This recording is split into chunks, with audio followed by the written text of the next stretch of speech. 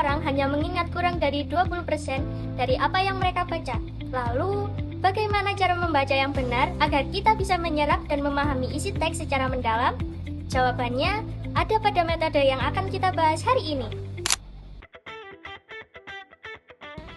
Sebelum kita masuk ke langkah-langkah selanjutnya, kita perlu tahu dulu apa itu membaca intensif.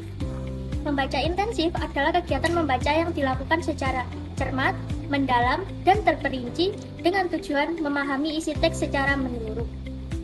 Berbeda dengan membaca cepat atau membaca sekilas, membaca intensif menuntut konsentrasi penuh dari pembacanya.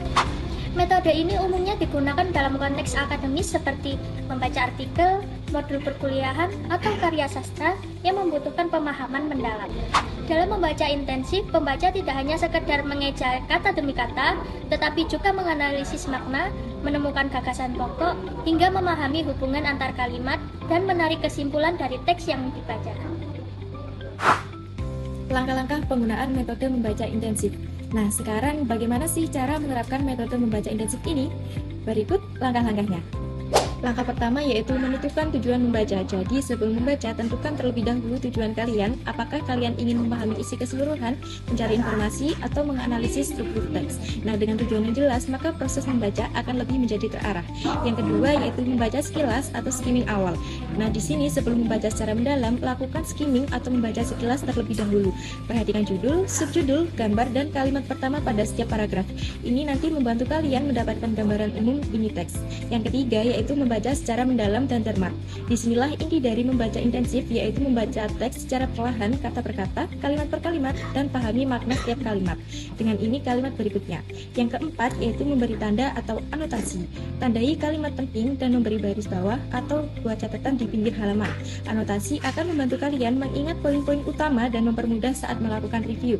Yang kelima yaitu identifikasi gagasan pokok dan pendukung. Nah, setelah membaca, identifikasi gagasan pokok pada setiap paragraf dan kalimat-kalimat pendukungnya.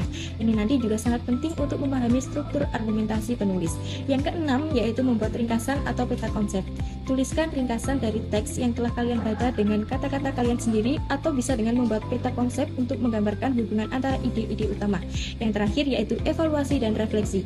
Nah, di langkah terakhir ini, evaluasi pemahaman kalian, tanyakan pada kalian sendiri apakah kalian sudah paham dan kalian pelajari dari teks yang kalian pelajari itu tadi. Selanjutnya, mari kita bahas tentang kelebihan dan kekurangan membaca intensif. Kelebihan membaca intensif. Yang pertama, pemahaman yang mendalam. Membaca intensif memungkinkan pembaca memahami isi teks secara komprehensif dan menyeluruh, tidak hanya permukaannya saja. Nomor 2, meningkatkan daya analisis. Dengan membaca secara cermat, kemampuan berpikir kritis dan analitis pembaca terlatih secara alami. Nomor 3, menambah kosakata dan pengetahuan membaca secara mendalam, membantu pembaca menemukan dan memahami kosakata baru dalam konteks yang tepat. Nomor 4, meningkatkan daya ingat. Karena membaca dilakukan secara perlahan dan disertai anotasi, informasi lebih mudah tersimpan dalam memori jangka panjang. Nomor 5, cocok untuk teks akademis.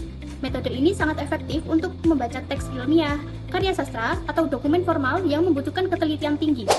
Selanjutnya, kekurangan membaca intensif. Yang nomor 1, membutuhkan waktu yang lama karena dilakukan secara perlahan dan mendalam. Membaca intensif memerlukan alokasi waktu yang cukup besar. Nomor 2, menyebabkan kelelahan. Konsentrasi yang tinggi dalam waktu yang lama menyebabkan kelelahan mental dan fisik bagi pembaca. Yang nomor 3, kekurangan efisien untuk informasi umum. Jika tujuan hanya mencari informasi singkat atau umum, metode ini terlalu mendalam dan tidak efisien. Yang nomor 4, membutuhkan konsentrasi tinggi. Metode ini tidak cocok dilakukan di tempat yang ramai atau bising karena sangat memerlukan fokus yang penuh. Yang nomor 5, tidak cocok untuk semua jenis teks. Untuk teks yang bersifat ringan atau hiburan, membaca intensif justru bisa mengurangi kesenangan pembaca itu sendiri. Nah, itulah pembahasan kita tentang metode membaca intensif mulai dari pengertian, langkah-langkah, penerapan, hingga kelebihan dan kekurangannya. Membaca intensif memang membutuhkan waktu lebih tetapi hasilnya sepadan. Pemahaman yang kita dapatkan jauh lebih dalam dan bermakna. Semoga video ini bermanfaat bagi kalian semua, khususnya dalam mengembangkan kemampuan membaca. Jangan lupa terapkan metode ini dalam aktivitas pembelajaran sehari-hari. Kami dari kelompok 9 mengucapkan terima kasih atas perhatiannya.